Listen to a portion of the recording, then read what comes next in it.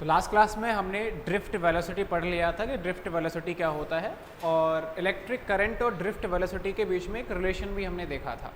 और रिलेशन आपको पता होगा, जो रिलेशन आ रहा था वो था I is equal to n E A we d. ये था I is equal to n E A we d. तो ये इलेक्ट्रिक करंट है, ये क्या थे, number of electrons per unit volume. E का मतलब इलेक्ट्रॉन का चार्ज था, ए क्रॉस सेक्शनल एरिया, और ये ड्रिफ्ट वेलोसिटी थी। तो दोनों के बीच में ये हमने रिलेशन निकाला था, जो कि इंपॉर्टेंट रिलेशन होता है। अच्छा, ड्रिफ्ट वेलोसिटी का फॉर्मूला भी आपको पता होना चाहिए। क्या था भाई?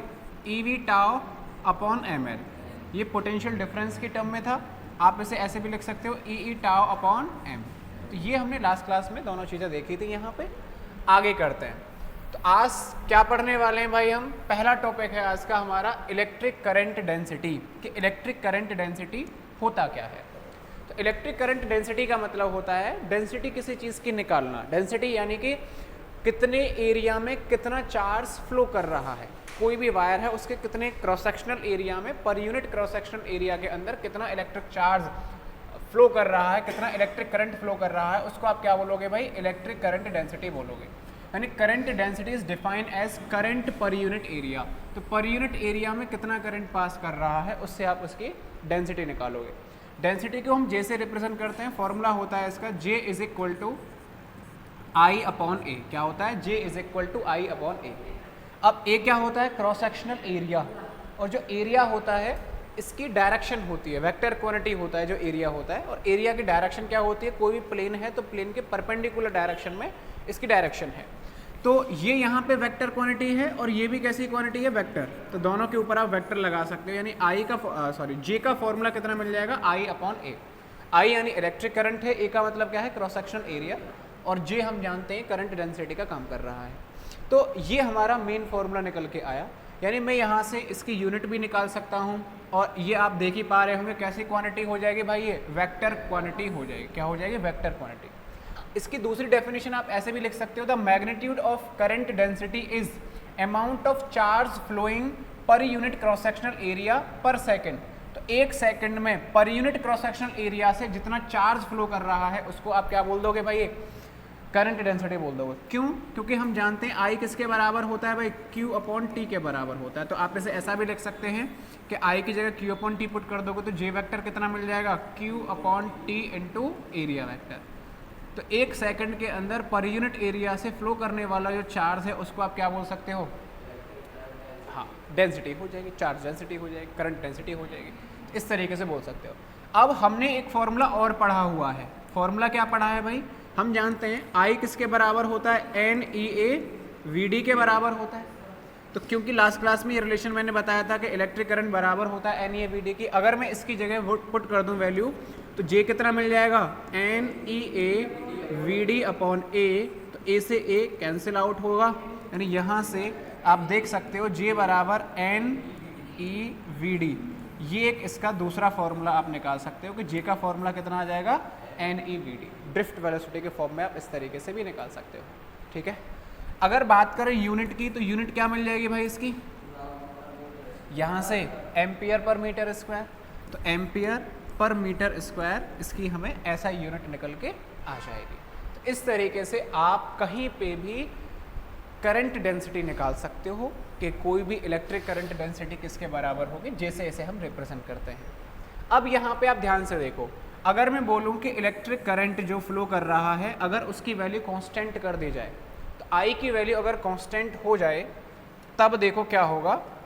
अगर मैं बोलूँ आपसे कि देखो J किसके बराबर है? I अपॉन A के बराबर आ रहा है। अगर यहाँ पे I कांस्टेंट होगी तो मैं ऐसा बोल सकता हूँ कि जो J है वो इन्वर्सली प्रोपोर्शनल किसके आ जाएगा भाई? क्रॉस सेक्शनल एरिया के। यानी इसका मतलब ये हो जाएगा, जहाँ पर क्रॉस सेक्शनल एरिया की वैल्यू ज़्यादा होगी वहाँ पर करंट डेंसिटी क्या हो जाएगी? कम। और जहाँ पर क्रॉस सेक्शनल एरिया की वैल्यू कम हो जाएगी वहाँ पर करंट डेंसिटी क्या हो जाएगी भाई? ज़्यादा हो जाएगी। तो इस तरीके का जनरली क्वेश्चन किया जाता है। क्वेश्चन क्या जाता है भाई कि कोई वायर दिया हुआ है हमें, और वायर मैंने कुछ इस तरीके से बना दिया।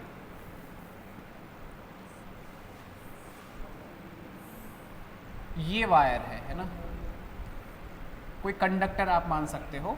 तो यहाँ आप देख पा रहे हो इसका क्रॉस सेक्शनल एरिया मैंने मान लिया कितना है? A1 है। और इसका क्रॉस सेक्शन एरिया मैंने मान लिया कितना है, A2 है। बीच में कोई और भी आप मान सकते हो अगर चाहो तो। और यहाँ से इलेक्ट्रिक करंट फ्लो कर रहा है, कितना इलेक्ट्रिक करंट फ्लो कर रहा है भाई, जैसे I इलेक्ट्रिक करंट फ्लो कर रहा है, तो I इलेक्ट्रिक करंट यहाँ से एंटर किया है और इधर से जो है जा रहा होगा। अब आपसे पूछा जाएगा कि बताइए करंट डेंसिटी पहले क्रॉस सेक्शनल एरिया पे ज़्यादा होगी या फिर दूसरे क्रॉस सेक्शनल एरिया पे ज़्यादा होगी, इस तरीके से पूछा जाएगा। तो आराम से बता सकते हो, एक ही वायर है, एक ही कंडक्टर है, यहाँ से भी आई जा रहा है, यहाँ से भी आई जा रहा है, यानी कि आप बस एरिया को चेक करो तो आपको दिख रहा होगा कि A2 बड़ा है किससे, A1 से। और हम जानते हैं J इन्वर्सली प्रोपोर्शनल किसके होता है भाई, यानी A2 अगर बड़ा है इसका मतलब है J1 बड़ा आ जाएगा और J2 क्या हो जाएगा, छोटा। यानी जहां पर क्रॉस सेक्शनल एरिया कम है वहां पे इलेक्ट्रिक करंट की डेंसिटी ज़्यादा हो जाएगी, और जहां पर क्रॉस सेक्शनल एरिया ज़्यादा है वहां पर डेंसिटी कम हो जाएगी। आप इसे इस तरीके से समझ सकते हो कि जैसे भाई बहुत सारे आदमी जा रहे हैं कहीं पे, रोड है, एक बड़ा सा रोड है, तो जैसे मैंने मान लिया 100 व्यक्ति हैं, तो 100 व्यक्ति उस पर होकर चल रहे हैं, बड़ा सा रोड है तो वो फैल के चल सकते हैं। लेकिन आगे जाके एक छोटी सी पतली सी गली अगर आ जाए, उन्हीं 100 व्यक्तियों को जाना है, तो जैसे छोटा सी पतली सी गली आ जाएगी तो वहाँ पर वो क्या आ जाएंगे, पास पास में आ जाएंगे, यानी उनकी डेंसिटी बढ़ जाएगी, है कि नहीं। तो अगर छोटे से एरिया से उन्हें पास करना है तो 100 ही वहाँ बड़े एरिया से कर रहे हैं तो 100 ही छोटे से कर रहे हैं, तो छोटे में उनके पास पास आ जाएंगे, इकट्ठा हो जाएंगे, यानी डेंसिटी बढ़ जाती है। सिमिलरली यहाँ पे अगर वायर छोटा हो गया है, जाना आई ही है, इसका मतलब है डेंसिटी यहाँ पर ज़्यादा हो जाएगी और यहाँ पर डेंसिटी क्या हो जाएगी, कम हो जाएगी। तो ये तो कहाँ पर है, जब नॉन यूनिफॉर्म कंडक्टर दिया हुआ हो। तो नॉन यूनिफॉर्म कंडक्टर में आप इस तरीके से बोल सकते हो कि जहां पर एरिया कम होगा वहां पे डेंसिटी ज़्यादा हो जाएगी। अगर मैं आपसे बोल दूं कि यूनिफॉर्म कंडक्टर दे दिया है, कैसा कंडक्टर दिया है, यूनिफॉर्म, तो अगर हमें यूनिफॉर्म कंडक्टर दिया हुआ है, इसका मतलब समझ रहे हो भाई आप कि कंडक्टर का जो क्रॉस सेक्शनल एरिया है हर जगह कैसा होगा, सेम होगा। यहाँ पे हो चाहे यहाँ पे हो, कितने भी पॉइंट आप देख लीजिए, तो ये पहला पॉइंट है, ये दूसरा पॉइंट मान लिया, ये तीसरा, इसका मतलब है A1 बराबर होगा A2 के, बराबर होगा A3 के से। तो अगर यहाँ से इलेक्ट्रिक करंट आई जा रहा है तो सभी से जो है इलेक्ट्रिक करंट कितना जा रहा होगा, आई ही जाएगा, एक ही कंडक्टर है, एक ही वायर है। यानी यहाँ पे अगर आप डेंसिटी निकालना चाहोगे तो J किसके बराबर होता है भाई, IA के बराबर होता है, और सभी का एरिया भी सेम है, इलेक्ट्रिक करंट भी सेम है। यानी मैं ऐसा लिख सकता हूँ कि J1 बराबर आएगा J2 बराबर आएगा J3 के। तो यूनिफॉर्म कंडक्टर अगर दिया हुआ है, एक जैसा अगर वायर दिया हुआ है, हर जगह से वो सेम है, यानी हर जगह करंट डेंसिटी कैसी मिलेगी आपको, सेम मिल जाएगी। समझ पा रहे हैं आप, समझ गए होंगे करंट डेंसिटी का एक्चुअल में मतलब क्या होता है। ओके, आगे चलते हैं। नेक्स्ट है हमारा मोबिलिटी। क्या है, मोबिलिटी। मोबिलिटी को हम म्यू से रिप्रेजेंट करते हैं, किससे करते हैं, म्यू। अब मोबिलिटी होती क्या है, mobility of charge career. Charge carrier generally हम किसको मानते हैं, इलेक्ट्रॉन के लिए ही। आप यहाँ पे कोई और दूसरा चार्ज कैरियर के लिए भी लिख सकते हो, मैंने यहाँ पे जो डेफिनेशन लिखाई है वो इलेक्ट्रॉन के लिए स्पेसिफाई करके लिखाई। तो mobility of charge carrier in electron is defined as average drift velocity of electron per unit electric field strength. यानी म्यू बराबर होता है drift velocity upon electric field. Mu is equal to drift velocity upon क्या आ जाएगा भाई, electric field. तो mu बराबर आप लिख सकते हो VD अपॉन ई। क्या आ जाएगा, VD अपॉन ई आ जाएगा। और आपने एक फॉर्मूला पढ़ा था VD का आपने पढ़ा था ई टाउ अपॉन कितना होता है, m। अगर मैं इस फॉर्मूले को यहाँ पर पुट कर दूँ तो म्यू बराबर देखो क्या आएगा, ई टाउ अपॉन m। पहले से एक ई है, ई से ई कैंसिल हो जाएगा, यानी मोबिलिटी का एक और फॉर्मूला क्या मिल जाएगा, ई टाउ अपॉन m आ जाएगा। तो ये भी आप फॉर्मूला निकाल सकते हो अगर ज़रूरत पड़े तो मोबिलिटी म्यू से रिप्रेजेंट किया जाता है, और फॉर्मूला क्या है म्यू का, mu is equal to VD upon E, drift velocity upon electric field intensity से आप इसे सीधा सीधा कर सकते हो। VD की वैल्यू अगर हम पुट कर दें तो सीधा सीधा हमारे पास में आंसर भी निकल के आ जाएगा। क्लियर है, आगे चलते हैं। नेक्स्ट है ओम्स लॉ। ओम्स लॉ देखो होता क्या है, तो ओम्स लॉ आपने थोड़ा बहुत 11th क्लास में पढ़ा हुआ होगा। और अब यहाँ पे ओम्स लॉ के बारे में अगर हम देखें तो ओम्स लॉ का मतलब ये होता है कि अगर हमारे पास कोई कंडक्टर दिया हुआ है, कंडक्टर को अगर हम किसी बैटरी से कनेक्ट कर दें, यानी उसके जो क्रॉस सेक्शनल एरिया है, एंड्स हैं उसके, वहाँ पर अगर हम पोटेंशियल डिफरेंस क्रिएट कर दें तो जितना ज़्यादा हम पोटेंशियल डिफरेंस क्रिएट करते जाते हैं वहाँ पर उतना ही ज़्यादा इलेक्ट्रिक करंट फ्लो होता जाता है। जैसे जैसे आप वोल्टेज को बढ़ाते रहोगे वैसे वैसे उसके अंदर से फ्लो होने वाला जो इलेक्ट्रिक करंट है वो भी बढ़ता जाता है। ये बताया था ओम्स लॉ ने। कब होता है ये? जब उसकी फिजिकल कंडीशंस कांस्टेंट रहें, जैसे वायर का टेम्परेचर कांस्टेंट रहे, फिजिकल कंडीशंस अगर कांस्टेंट रहें तो V डायरेक्टली प्रोपोर्शनल होता है किसके भाई? I के। तो क्या बोला? At constant temperature for given dimensions, dimensions भी उसकी कांस्टेंट होनी चाहिए, of the conductor the strength of electric current, strength of electric current through conductor is directly proportional to potential difference applied across the conductor. यानी आप लिख सकते हो कि V डायरेक्टली प्रोपोर्शनल I होता है या I डायरेक्टली प्रोपोर्शनल V लिख सकते हो। प्रोपोर्शनल को अगर हम हटाएंगे तो एक कांस्टेंट मिलता है R, इनटू में क्या मिल जाएगा? I। तो V किसके बराबर आ गया हमारा? R इंटू I, या V इक्वल टू IR। इस फॉर्मेट में आपने इसे याद रख रखा होगा, V is equal to IR। अब यहाँ पे जो R आया है ये R क्या है? Proportionality constant.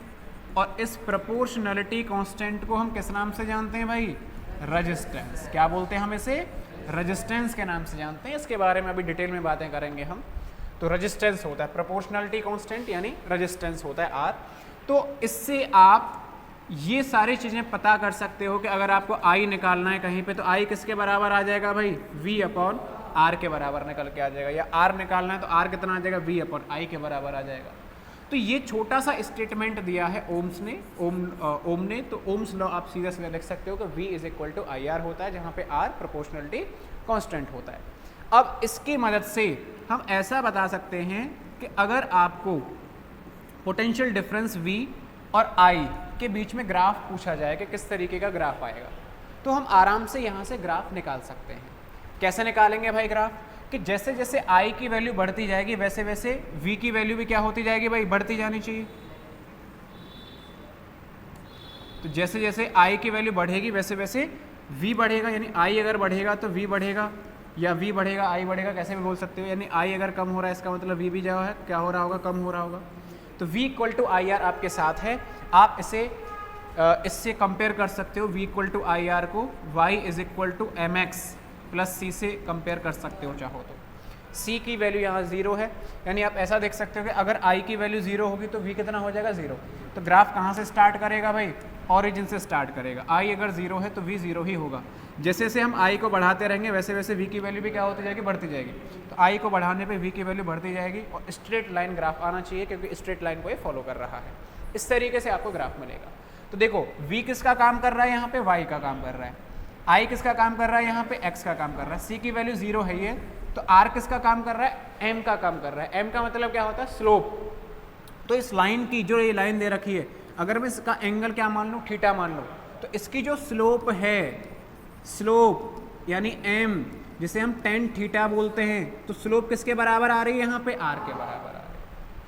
तो ये जो है वो जो रेजिस्टेंस है यहाँ पे V और I के बीच का जो ग्राफ आ रहा है, वहाँ पे जो रेजिस्टेंस होता है वो उस ग्राफ की स्लोप के बराबर निकल के आता है। किसके बराबर आता है? स्लोप के बराबर। इसके ऊपर इस तरीके से देखो क्वेश्चन बन जाते हैं कि आपको एक क्वेश्चन दे दिया, इधर आपको V दिया है, इधर क्या दे दिया है? I, और दो ग्राफ आपको इस तरीके से दे दिए, this is for A and this is for B, ये दे दिया। अब आपसे पूछा जाएगा कि बताइए पहले वाले के लिए रेजिस्टेंस ज़्यादा होगा या दूसरे वाले के लिए रेजिस्टेंस ज़्यादा होगा, या पहले वाले का रेजिस्टेंस कम होगा या दूसरे वाले का ज़्यादा हो जाएगा, या फिर दोनों का बराबर होगा, या फिर ग्राफ से हम कुछ बता नहीं सकते हैं, नन ऑफ दीज बोल सकते हैं, can't determine none of these.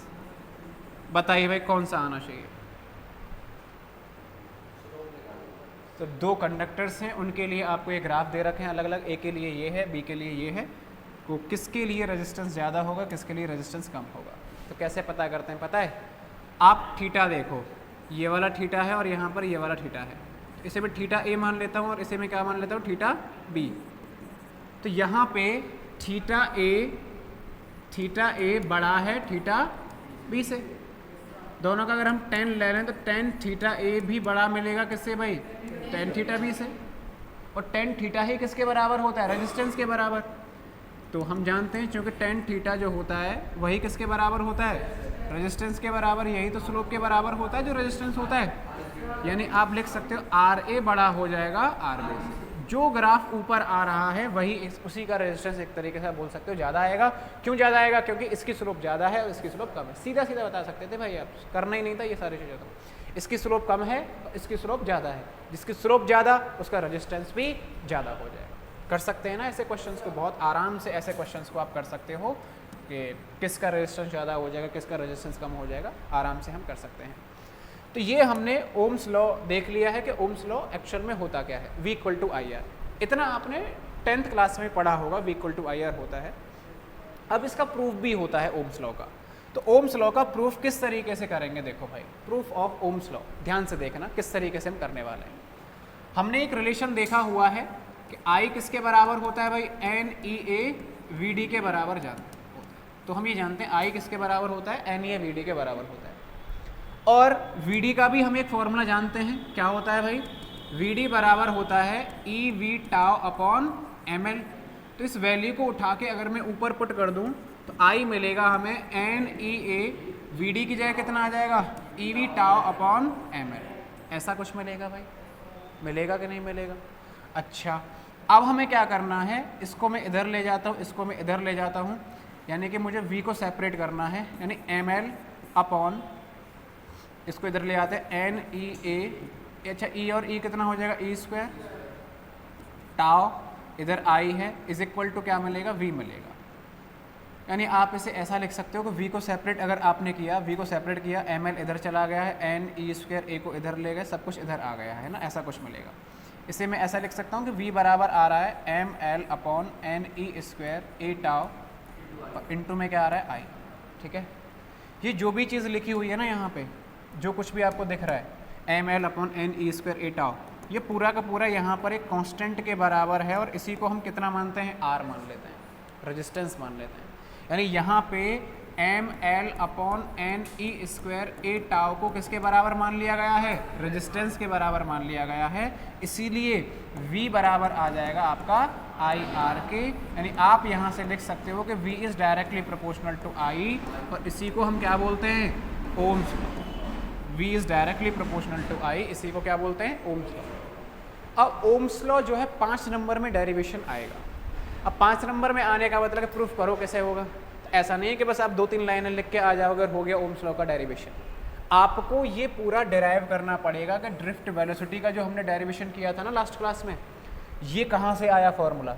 आप भले ही इसे आप डायरेक्ट लिख सकते हो कि I हम जानते हैं किसके बराबर होता है, NEA VD के बराबर होता है, फिर ड्रिफ्ट वेलोसिटी का डेरिवेशन वो पूरा का पूरा यहाँ ऐड करना पड़ेगा।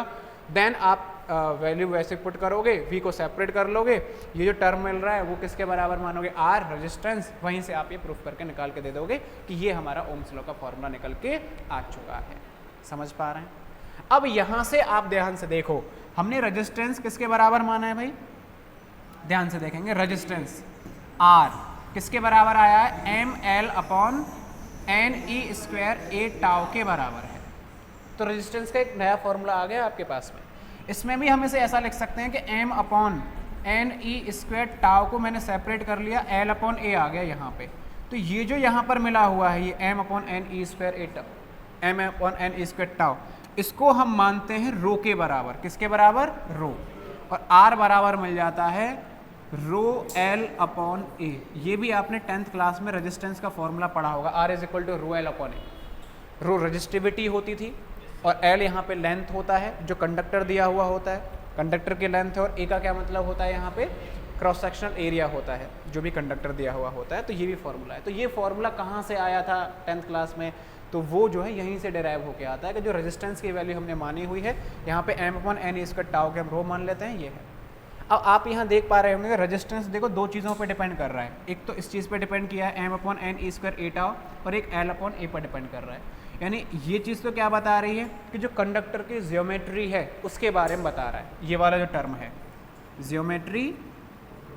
जियोमेट्री ऑफ कंडक्टर, कंडक्टर की जियोमेट्री क्या है, लेंथ कितनी है उसकी, क्रॉस सेक्शनल एरिया कितना है उसका। और पता है m/n/e² टाउ, ये किसके बारे में बताता है? कंडक्टर का मटेरियल कैसा है, वो सिल्वर का बना हुआ है, आयरन का बना हुआ है, गोल्ड का बना हुआ है, कौन सा कंडक्टर है। तो ये इसकी मटेरियल प्रॉपर्टी होती है। किसको बता रहा है? मटेरियल प्रॉपर्टी को बता रहा है। तो रजिस्टिविटी जो होता है, रजिस्टिविटी जो होती है एक्चुअल में वो किसी भी कंडक्टर की मटेरियल के बारे में बताता है कि मटेरियल कैसा होता है। और अलग अलग मटेरियल के लिए रजिस्टिविटी की वैल्यू अलग अलग होती ही है, ठीक है। तो इस तरीके से आप यहाँ पे ओम्स लॉ को प्रूफ कर सकते हो, ये ओम्स लॉ का प्रूफ हो जाता है। अगली क्लास में हम डिटेल में बात करने वाले हैं कि एक्चुअल में रेजिस्टेंस है क्या, एक्चुअल में रजिस्टिविटी है क्या, ये बहुत डिटेल में बात करेंगे। और जो ओम्स लॉ हमने जो पढ़ा है, ओम्स लॉ का वेक्टर फॉर्म क्या होता है, वेक्टर फॉर्म के बारे में बात करेंगे। तो इनके बारे में डिटेल में बात करते हैं आगे। अभी बस मैंने लिखा दिया है, थोड़ा सा फॉर्मूला है वो कर दिया, बाकी डिटेल में आगे बात करेंगे। तो इतने ही पढ़ते हैं आज के लिए, नोट कर लो आपने पूरा। तो कहाँ से किया है ये आप देख सकते हो, ठीक है। ये है इलेक्ट्रिक करंट डेंसिटी है।